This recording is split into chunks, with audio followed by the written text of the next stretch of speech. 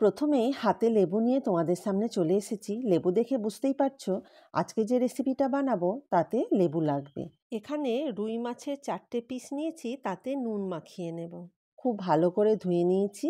তারপর দিয়ে দেবো এখানে আদা, রসুন, কাঁচা লঙ্কা বেটে রেখেছি, সেটা একটুখানি দিয়ে দিলাম। আর দিয়ে দিলাম গন্ধরাজ লেবু। অর্ধেক লেবুর রস বার করে মাছের মধ্যে দিয়ে দিলাম। আর দিয়ে দিলাম গোলমরিচের গুঁড়ো। সব একসঙ্গে খুব ভালো করে মাখিয়ে নেব। নমস্কার বন্ধুরা, আমি বৈশাখী। আমার চ্যানেল স্বাদের ঘরণীতে তোমাদের স্বাগত জানাই। মাছগুলো আমার খুব ভালো করে মাখানো হয়ে গেছে। এবার এটাকে কিছুক্ষণ সময় ধরে রেখে দেব। কড়াইয়ে তেল দিয়ে দিয়েছি। তেলটাকে কিন্তু খুব ভালো করে গরম করে নিতে হবে, তাই খুন্তি দিয়ে আমি চারিদিকে একটু বুলিয়ে দিলাম যাতে মাছগুলো লেগে না যায়। তেল গরম হয়ে গেছে, এবার মাছগুলো আমি তেলের মধ্যে দিয়ে দিচ্ছি।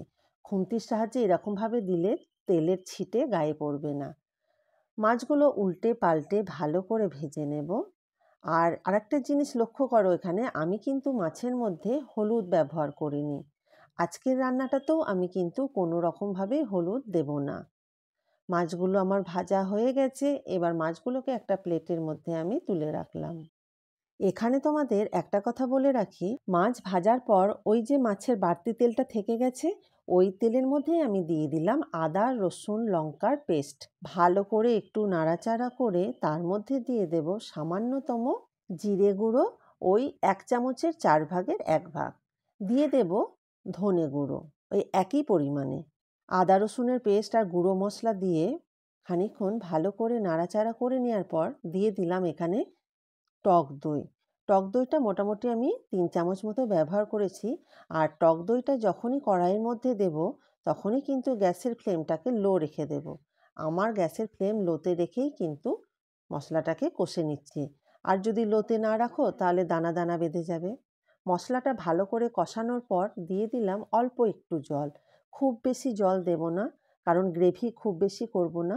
স্বাদ মতো নুন আর পরিমাণ মতো চিনি দিয়ে আমি এটাকে একটু সময় ধরে ফুটতে দেব। চিনিটা পুরোপুরি ব্যালেন্স করার জন্য দিলাম টেস্টটাকে, যদি তোমরা মনে করো নাও দিতে পারো। আর এখানে বেটে রেখেছিলাম সর্ষে, আমি বড় চামচের 1 চামচ সর্ষে বাটা দিলাম। যে মাছের পিসগুলো ভেজে রেখেছিলাম সেগুলো এই গ্রেভির মধ্যে দিয়ে দিলাম। আর দিয়ে দিলাম 3টে মতো গন্ধরাজ লেবুর পাতা।